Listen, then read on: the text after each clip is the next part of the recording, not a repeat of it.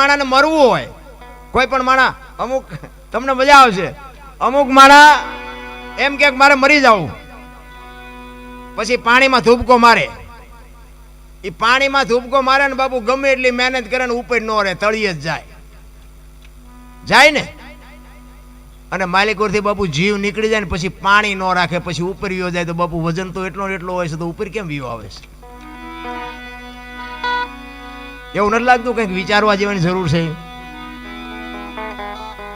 આપણી 3 મણની 3.5 મણની કાયા હોય તો 3.5 મણ કાયા એમના વજન એમ જ હોય.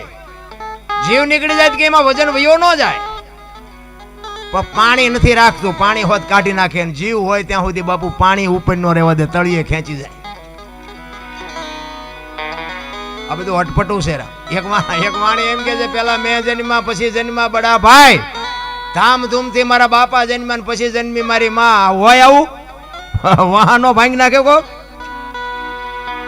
પણ છે હાસું.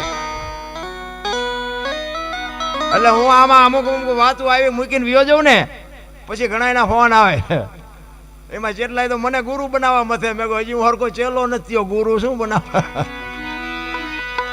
ના, મારી આનંદ હોય, મારી મોજ હોય.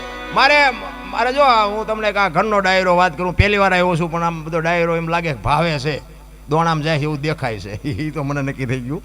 પણ ભગવાનની દયા છે, મારે ઘરે જમીન જાગીર વાડિયું બધું ભગવાનની દયા છે, ગાયું ભેંસું બધું છે. એટલે પૈસા હાટું આ પ્રોગ્રામ નથી કરતો.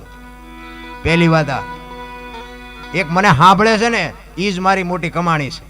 બાકી અહીંયા તો આપણી જેટલી આબરૂ છે, અહીંયા આવીને જોવો તો તમને ખબર પડે.